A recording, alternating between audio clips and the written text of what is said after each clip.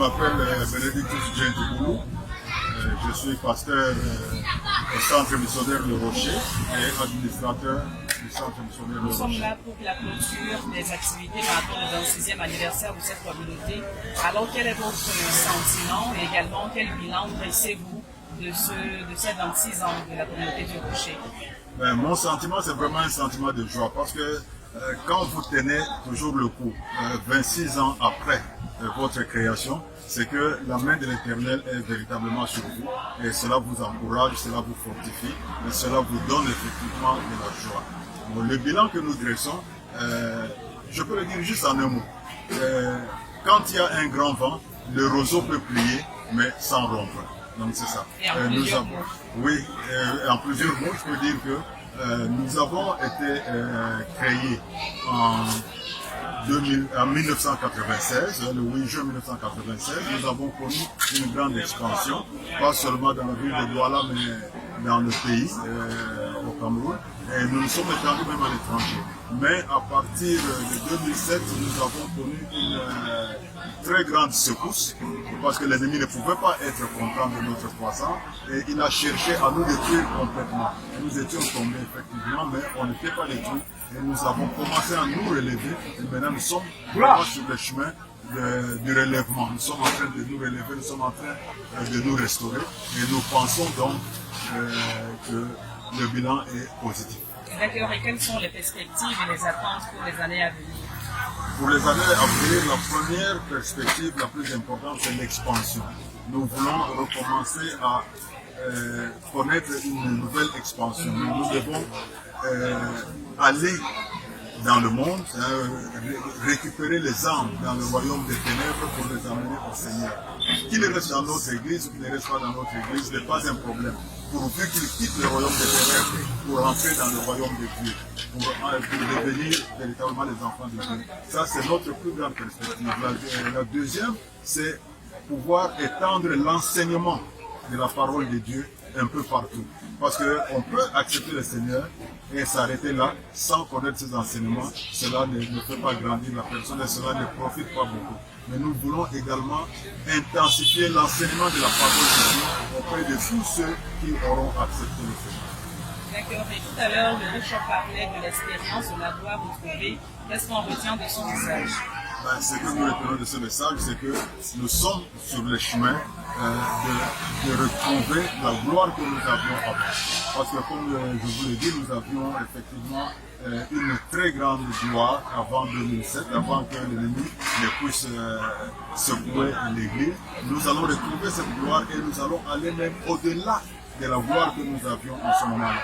Parce qu'avec Dieu, il n'y a pas de régression, il n'y a que de progression. Donc notre nouvelle gloire, quand nous la retrouverons, sera nécessairement plus grande que la gloire que nous avions avant. Donc la gloire de la nouvelle maison, le rocher, sera plus grande que la gloire de l'ancienne maison, le rocher. Merci. Que le Seigneur vous bénisse en mon nom. Je représente ce que représente ce ministère pour votre vie en tant que pasteur et pour votre ministère actuel en France. Oui, le rocher est le tremplin de mon ministère. Vous savez, Dieu amène toujours un canal, suscite toujours un canal. Il suscite toujours un point d'attache, une personne. Quand nous allons regarder dans toute la Bible, nous allons voir que même les grands prophètes ont eu à un moment donné des gens qui les ont instruits, qui les ont enseignés, qui les ont appris. Donc le ministère Le Rocher est un tremplin pour moi. C'est ma maison. Je ne dirais pas que c'est-à-dire que sans Le Rocher, je serais là où je suis. Je vous mentirais parce que je pense que c'est au travers du rocher et que toutes les portes qui me sont ouvertes, en commençant sur Cameroun, parce que les gens ne pensent pas que les portes vont commencer à s'ouvrir en Europe. Non, parce que je me souviens quand j'étais à la forêt de Kola, c'est là où le pasteur m'a appelé pour me dire que mon père est en train de me chercher, parce qu'ils veulent mon passeport. Et moi, je disais, pourquoi faire? Et c'est de là où tout est parti. Donc je dis que le ministère, Le Rocher, a été un instrument que Dieu a utilisé pour mon appel, pour me travailler, pour m'instruire Et c'est la même chose en France. J'applique beaucoup de ce que j'ai appris du Bishop Maui parce que c'est un grand enseignant, il faut l'avouer, et ce type de père existe peu de nos jours aujourd'hui. C'est quelqu'un qui n'a pas vu ma jeunesse, mais il a vu ce qui était en moi et a voulu le fructifier. Il a vu tout ce qui était en moi et il a voulu le travailler. Il ne me faisait pas de cadeau. Quelle est votre prière pour ce ministère pour les années à venir? Ma prière pour ce ministère pour les années à venir est que ce ministère puisse raconter les merveilles de Dieu.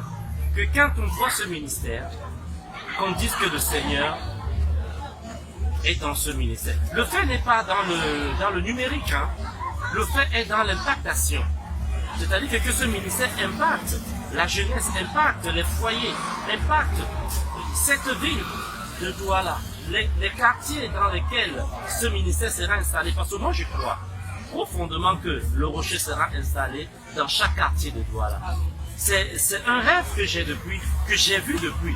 Bien sûr qu'aujourd'hui, on a du mal à dire que mais ce que tu as vu se réalise. Mais moi, je ne me fie pas à ce que je vois, je me fie à l'image que Dieu m'a montrée. Donc je suis très, très confiant que le Rocher sera un ministère qui va impacter cette ville, ce pays même, et sera installé dans chaque quartier de cette ville. Voilà. Merci. Je vous en prie. Votre sentiment à l'issue de la célébration du 26e anniversaire de cette communauté? La première chose, c'est que je suis reconnaissante au Seigneur. Ces 26 années, parce que ces 26 années représentent la fidélité de Dieu. Ça s'appelle avec quelque part jusqu'à ce que l'Éternel nous a sauvé. Le secours de Dieu, et ces 26 ans représentent aussi l'œuvre du Saint-Esprit parmi nous. Il y en a qui sont venus enfants, aujourd'hui sont des adultes. Par exemple, à Pâques, c'est moi, j'avais, je crois, 17 ans. Et en 26 ans, le Saint-Esprit a fait son œuvre. Quand je venais, j'étais dans la jeunesse, je venais juste parce que j'avais entendu parler du Seigneur, le Seigneur m'a saisi, le Seigneur m'a fait passer par beaucoup d'étapes et m'a amené à comprendre qu'il m'a pas fait. Et j'ai eu à accepter cet appel grâce au Saint-Esprit. Donc, c'est 26 ans de l'œuvre du Saint-Esprit dans ma vie, du Saint-Esprit dans la vie des hommes et des femmes qui l'ont amené parmi nous. Des hommes qui étaient sans vision, sans but, sans destinée, mais que le Seigneur a eu la grâce de saisir leur destinée et qui sont en train de nous marcher dans leur destinée. Alors nous vous présentons, nous donnons la nouvelle parce dans ce ministère et ce que ça vous fait en fait d'y être de célébrer aujourd'hui son 26e anniversaire. Ok, moi je m'appelle Jean-Yves Christian. Je suis élève en terminale et je suis à l'église. Je vais dire depuis que je suis né, à peu près 17 ans, déjà 17 ans que je suis là.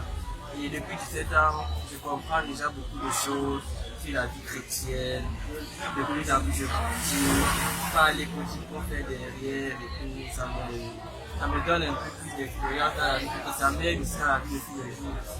Comment me comporter, le bon comportement à avoir face à quelques problèmes que je rencontre en cité. Ici dans le lycée, l'environnement n'est pas souvent très propre, par les enseignements du master, des anciens et tout, je ne vois au moins comment me comporter à l'extérieur, pas seulement être chrétien à l'église, mais aussi être chrétien à l'extérieur. Merci pour ça. Merci.